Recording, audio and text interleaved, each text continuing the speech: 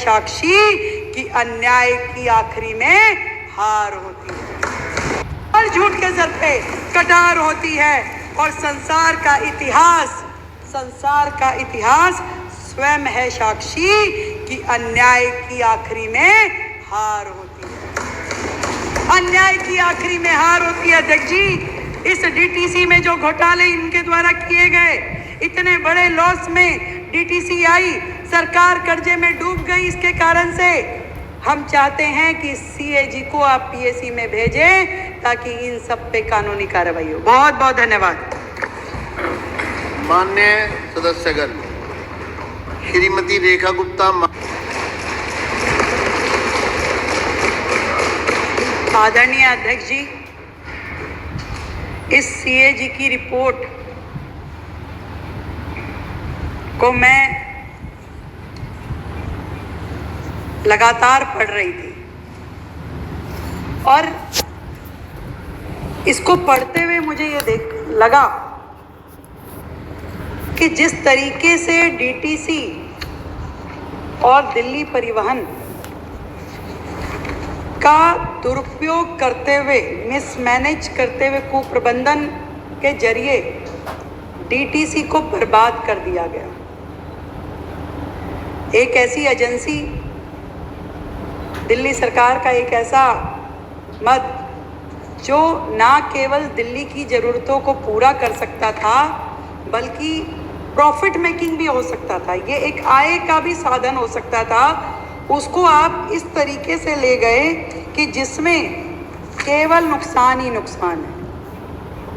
मतलब कि 60,471 करोड़ का नुकसान जो कि कम्युलेटिव घाटा है और ऑपरेशनल लॉस 14,198 करोड़। कितनी बुरी स्थिति में डीटीसी को ला दिया गया। और लाए कैसे? क्योंकि कोई सुपरविज़न नहीं था, काम करने की मंशा नहीं थी, केवल एडवर्टीजमेंट पे सरकार का ध्यान था। मतलब 814 रूट जो बनते थे दिल्ली में बसों के, उन 814 रूटों पे भी बसों को चलाया नहीं गया, मात्र 468 रूट पे बस चली। तो जब रूट ही नहीं चलेंगे तो कहाँ से राजस्व आपको मिलेगा? जब रूट ही नहीं चलेंगे तो ना जनता को सुविधा मिली, ना आपका टिकट बटी, ना उसमें आप काम कर पाए। और ऊपर से जो बसें शेड्यूल छोड़ती थी या जो खराब होती थी, उसके मद में भी 668 करोड़ रुपए का नुकसान हुआ। आपका शेड्यूलिंग ना करना, बस खराब हो जाना, 668 करोड़ का नुकसान केवल उस हेड में है। नुकसान ही नुकसान। केंद्र से पैसे मिले 233 करोड़ रुपए की बसें खरीद लीजिए भाई, वो तक भी खर्च नहीं किए गए। वो 233 करोड़ रुपए वो खराब हो गए, अनयूटिलाइज्ड हो गए। कहाँ ध्यान था इन लोगों का? आज भी देखिए, यहाँ पे बैठ के वैसे चिल्लाते हैं, पर आज जब सीएजी पे डिस्कशन होना है तो इनमें दम नहीं है कि अपनी कमियां सुन सके। दूसरे के ऊपर उंगली उठाने की इनको आदत हो गई है। कोई भी मुद्दा हो ना हो, ये तो वो हाल हो गया कि आटा गूंथते हुए हिल क्यों रहे हो, ये कब होगा, ये कब होगा, ये कब होगा। क्यों भाई? काम नहीं तो उसमें से पूरा निकाला है, पर अपनी सुनने की औकात नहीं है, अपनी सुनने की हिम्मत नहीं है कि आपने दिल्ली सरकार को किस हाल पे छोड़ दिया। जो बसें 2015 में 4344 थी, वो 23 में आकर के केवल 3937 रह गई। उसमें भी कमी हो गई, उसमें भी कमी हो गई। क्या स्थिति है? नुकसान ही नुकसान हर चीज में। और वो जो नुकसान 60 करोड़ रुपए का है, वो 80 करोड़ पे आ चुका है। क्यों? ब्याज, इंटरेस्ट, सारी चीजें जुड़ के 80 करोड़ का वो, और ऑपरेशनल लॉस 14,000 का। मतलब सुप्रीम कोर्ट ने 2007 में कहा दिल्ली में 11,000 बसेस होनी चाहिए। 2007 में 11,000 बसें बोली, परंतु बसें कितनी 2023 तक 3,937, केवल इतनी। इनकी ओर से और बसें आए, उनकी खरीद हो, जनता को दी जाए, मतलब नहीं। जो है उनका भी मिसयूज, रूट पे नहीं ले जाना, यहाँ घुमा दो वहाँ घुमा दो, और फिर वो टिकटिंग में जो वो केजरीवाल जी ने कहा कि भाई बेचारी महिला को टिकट नहीं मिल रही, महिलाओं को तो मिल रही है पर उनका शेयर उनको नहीं मिल रहा, इसलिए उनको तकलीफ हो रही है कि अब भारतीय जनता पार्टी की सरकार आ गई, अब क्या करें। परंतु एक छोटी सी कहानी सुनाती हूँ अध्यक्ष जी। एक गांव में एक दुकानदार के यहाँ चोरी हो गई, बहुत सामान, राशन की दुकान थी, बहुत चोरी हो गई। उसके लिए तो गरीब आदमी है, वो चोरी भी बड़ी चोरी थी। उसने थाने में रिपोर्ट लिखाई, थाने की पुलिस वो पंजाब सरकार की पुलिस जैसी थी, वो आई बाद में, दो ठुल्ले इधर दो ठुल्ले इधर ऐसे करके पूरा चारों तरफ खड़ी हो गई, और वो बोरी थी बादाम की। तो पुलिस वाले आए और कह रहे हाँ भाई क्या हुआ है, जरा सूची बताओ, क्या क्या चोरी हुआ है लिखवाओ, और ले मुट्ठी बादाम की और फिर मुंह में। उधर से दूसरे वाले ने ले काजू और फिर मुंह में। कह रहे सूची बनवाओ, सूची कितनी चोरी हुई है, आइटम लिखवाओ, कितने का सामान गया है। कि सर बनाता हूं, अभी तो चोरी हुए ही जा रही है, अभी तो चोरी हुए ही जा रही है। यही स्थिति इस दिल्ली सरकार की है। अभी तो हम ये सीएजी की रिपोर्टें देख देख के बोल रहे थे, बाकी साथियों ने भी बोली। मैं आपका ध्यान एक ऐसे मुद्दे पे दिलाना चाहती हूं जो शायद अभी आपके ध्यान में आया नहीं हो। आपको मालूम है कि दिल्ली में 2 एजेंसीज ट्रांसपोर्ट में काम करती है, एक डीटीसी एक डिम्स, और डिम्स के साथ में हमारा शेयर दिल्ली सरकार का 50% था, और उसके साथ 50% शेयर आईडीएफसी बैंक का था, दोनों का 50-50%। और वैल्यू बता दूं, आईडीएफसी के पास जो शेयर था उसकी 2023 में वैल्यू 95 करोड़ रुपए थी, प्रॉफिट 95 करोड़ रुपए की। आप मानिए कि आईडीएफसी ने कहा कि मुझे ये अपना शेयर बेचना है, तो उसमें फर्स्ट पार्टी दिल्ली सरकार है। उन्होंने दिल्ली सरकार से बात की कि अगर आपको ये शेयर लेना है तो मैं आपको देने के लिए तैयार हूं। 2 साल तक फाइल अटकी रही, 2 साल तक उस फाइल पे कोई निर्णय नहीं हुआ, और आखिरी में आईडीएफसी ने अपना वो शेयर एक प्राइवेट कंपनी को बेच दिया, वो भी मात्र 10 करोड़ रुपए में। 95 करोड़ का शेयर केवल 10 करोड़ में एक प्राइवेट कंपनी को, उस कंपनी में 70% शेयर एक रशियन कंपनी का है। कंपनी का नाम भी बता देती हूँ, बीटीपीएल। मैं आपसे पूछना चाहती हूँ इसके पीछे क्या षड्यंत्र है कि 95 करोड़ का शेयर 10 करोड़ में बेच दिया जाता है और वो शेयर सरकार नहीं लेती है। चाहते तो 10 करोड़ ये वैल्यू नहीं थी। आज हमारे कॉर्पोरेशन में, हमारी डीटीसी में प्राइवेट आदमी का शेयर हो गया, वो भी 50% का, और उस पे और धांधली जी समझ लीजिए, यदि ये 50% का शेयर 10 करोड़ में बेचा गया है तो आज पूरी डीटीसी की वैल्यू 20 करोड़ पे आ गई है। 20 करोड़ पे आके खड़े हो गए हैं आपकी ये वैल्यू। ये क्या है, ये क्या घोटाला है, ये क्यों ऐसा किया गया है? ये 10% 10 करोड़ में दिया गया शेयर ये कौन सी कंपनी का है और उनके कौन से रिश्तेदार का है जिन्होंने जानबूझ के 95 करोड़ का 10 करोड़ में भरपा करके हुए अपना शेयर बेच दिया? सरकार ने क्यों नहीं खरीदा?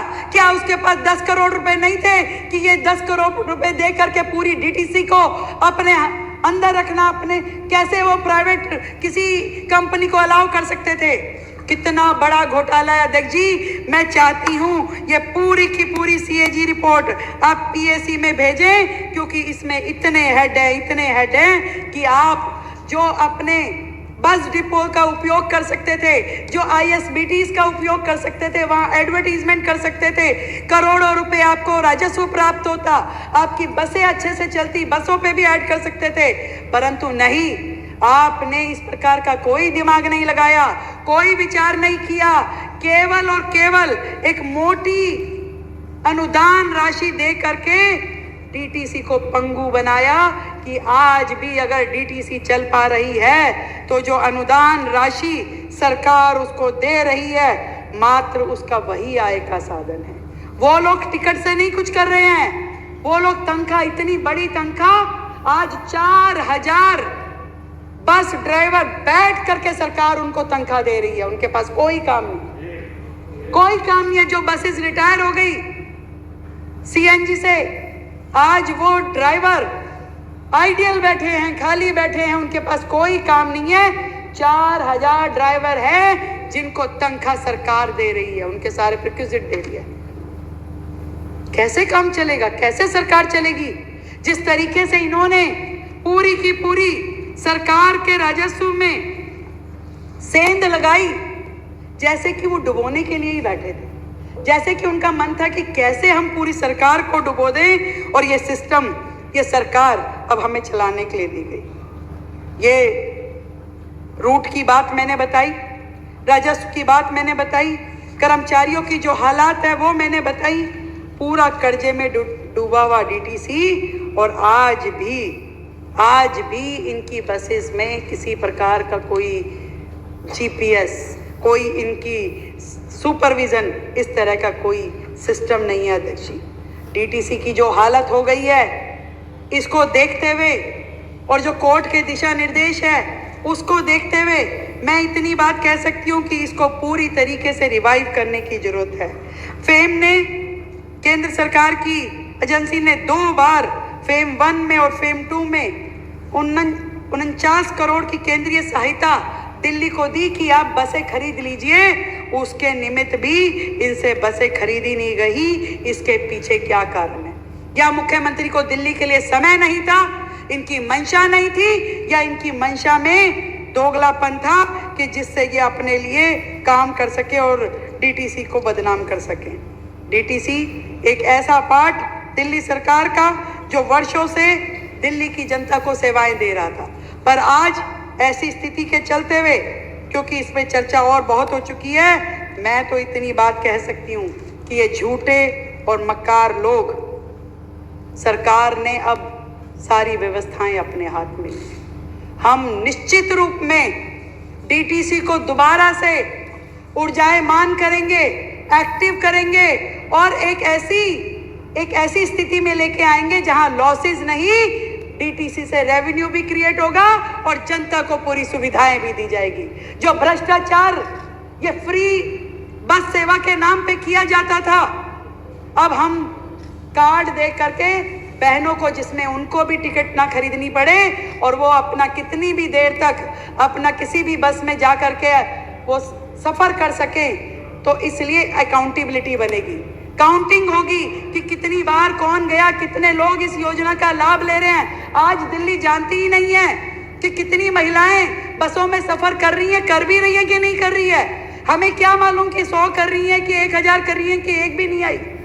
कोई ऐसा सिस्टम नहीं है कि आप चेक कर लें, सिवाय इसके कि जो डीटीसी की टिकट का आप दिखाते हैं वही मान्य है। और इसमें कितना बड़ा षड्यंत्र है ये आप देख पा रहे हैं।